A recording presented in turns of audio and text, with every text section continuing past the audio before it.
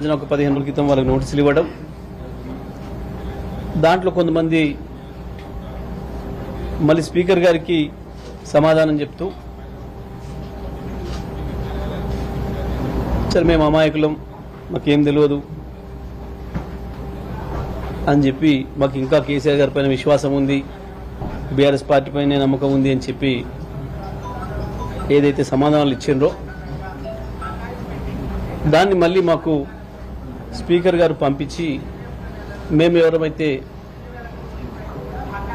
పిటిషనర్లు ఉన్నామో మాకు అవి పంపించి,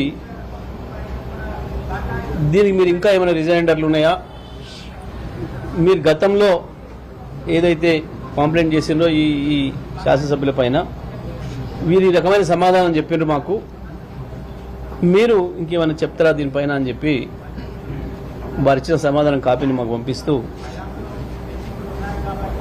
3 రోజులు గడువిస్తూ మీ సమాధానం చెప్పండి, ఇంత మించి గడువు కోరే అవకాశం కూడా లేదు అని కూడా వారు చెప్పాను. సరే, సుప్రీంకోర్టు తీర్పు ఇచ్చి 3 నెలలు దాటింది, 3 నెలలు అవుతుంది. వారికి గడువు కూడా చాలా రోజులే ఇచ్చిండ్రు, కానీ మాకు సమాధానం చెప్పడానికి మాత్రం 3 రోజులు గడువు ఇచ్చి 3 రోజులలో చెప్పాల్సిందే అని చెప్పాను. అయినప్పటికీ కూడా మేము 3 రోజులలో స్పీకర్ గారు ఇచ్చిన గడువు లోపే మేము సమాధానం తయారు చేసినాం. మరి నిన్న ఆదివారం కాబట్టి మేము తీసుకోలేము అని చెప్పి వారి సెక్రటేరియట్ చెప్పింది. వారు బెంగళూరులో ఉన్నారు, అసిస్టెంట్ సెక్రటరీకి ఇవ్వండి అని చెప్తే ఈరోజు వచ్చి స్పీకర్ గారికి అసిస్టెంట్ సెక్రటరీ ద్వారా మేము సమర్పించినాం. ఏంది దీనికి ప్రజలందరూ చూస్తున్నారు, వాళ్ళ నియోజకవర్గ ప్రజలకు తెలుసు, రాష్ట్రంలో ఉన్న ప్రజలందరికీ కూడా తెలుసు, మీడియా ద్వారా చూస్తున్న ప్రపంచంలో ఉన్న ఇక్కడ ప్రజలకు కూడా తెలుసు వారి భాగవతం అంతా కూడా. కానీ ఇప్పటికీ కూడా మేము పార్టీ మారలేదు. మేము ముఖ్యమంత్రి గారి నియోజకవర్గ అభివృద్ధి కొరకు పోతే ముఖ్యమంత్రి గారు మేము పోయినందుకు గౌరవించాలి కాబట్టి మా మెడలో 3 రంగుల కండువా కప్పిండు. అది జాతీయ జెండా రంగులున్న కండువా, అది మేము కాంగ్రెస్ కండువా అనుకోలేదు కాబట్టి మేము ఏ తప్పు చేయలేదు. మాకు ఇప్పటికి బీఆర్ఎస్ పార్టీ పైన విశ్వాసం ఉంది కాబట్టి మమ్మల్ని సభ్యులుగా కొనసాగించండి అని చెప్పి పాపం 100 ఎలుకలు తిన్న పిల్లి యాత్ర పోయిందన్న పద్ధతుల్లో వారి అమాయకత్వాన్ని నిరూపించుకునే ప్రయత్నం చేశారు. అది చూస్తే కనీసం ప్రజలు నవ్వుకుంటారు, ఆ నియోజకవర్గ ప్రజలు నవ్వుకుంటారు. వాళ్ళని చూసి ఎదురుపడితే కూడా ఎవరికైనా ఎట్లా ఉంటుంది మనం ఈ సమాధానం రాస్తే అన్న ఆలోచన కూడా లేకుండా ఎంతమంది కళ్ళు కప్పుతారు. మీరందరే సాక్షులు. ఆ ఒక్కరోజు కండువా ఊకోలేదు కదా.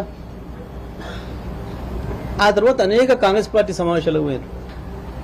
ఓకే, మరి చూద్దాం కొన్ని.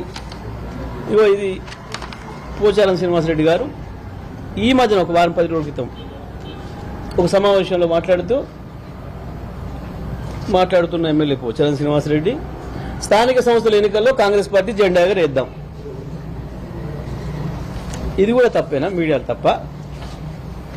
మొత్తం ఒక్కరంటే ఏదైనా పొరపాడవచ్చు, పొరపాట్లు వినొచ్చు. ఎదురుగున్న మొత్తం మీడియా ప్రతినిధులు తప్పే విన్నారు, ప్రజలు తప్పే విన్నారు. ఆయన మాటలు ఏమైనా AI ద్వారా ఇట్లా మార్చి ఆయన బీఆర్ఎస్ పార్టీని గెలిపిద్దామంటే కాంగ్రెస్ పార్టీని గెలిపిద్దాం అన్నట్టు వచ్చినట్టు చేశారు. ఎవరైనా మాయ చేసి ఓ దిక్కు లోకల్గా ఉన్న కాంగ్రెస్ అభ్యర్థులు వీళ్ళ మీద ఓడిపోయిన వాళ్ళు దాడి చేస్తూనే ఉన్నారు, మా పార్టీలోకి వచ్చి మమ్మల్ని ఆశయం చేస్తున్నారు అని చెప్పి. ఇంత స్పష్టమైన సాక్ష్యాలు ఉన్నాయి ఎదురుగా. అయినా బుకాయిస్తాం.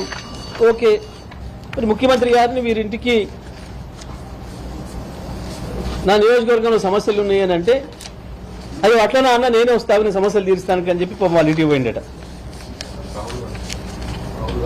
ముఖ్యమంత్రి గారు పోయినాడు. వారు చెప్పిన సమాధానంలో, వారు ఆశించిన దాంట్లో వచ్చి చాలా తీవ్రమైన సమస్యలు ఉన్నాయి రైతాంగానికి, అవి నా దగ్గర పరిష్కారం ఉంది, నన్ను అడుక్కొని పోదామని వచ్చిన ముఖ్యమంత్రి పరిష్కారం అని చెప్పి రాసిండు. దాంట్లో మరి ముఖ్యమంత్రి ఒకే కానీ మరి గీనవరు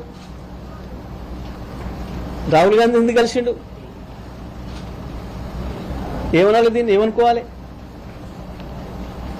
ఇంత ఇదేంటిది?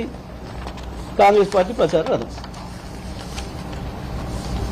ముఖ్యమంత్రి అంటే నీటికి నీ నియోజకవర్గ సమస్యలు తీరుద్దామని చెప్పి వచ్చిండు. మరి ఇదేంది? ఇది ఎవరిది ఉండాలి? కేసీఆర్ది ఉండాలి కదా. నీకు కేసీఆర్ మీద నమ్మకం ఉంటే, బీఆర్ఎస్ పార్టీ పైన విశ్వాసం ఉంటే, కేసీఆర్ పైన నమ్మకం ఉంటే, ముఖ్యమంత్రి చెప్పిన కండువా కాంగ్రెస్ది కాదని అనుకుంటే నువ్వు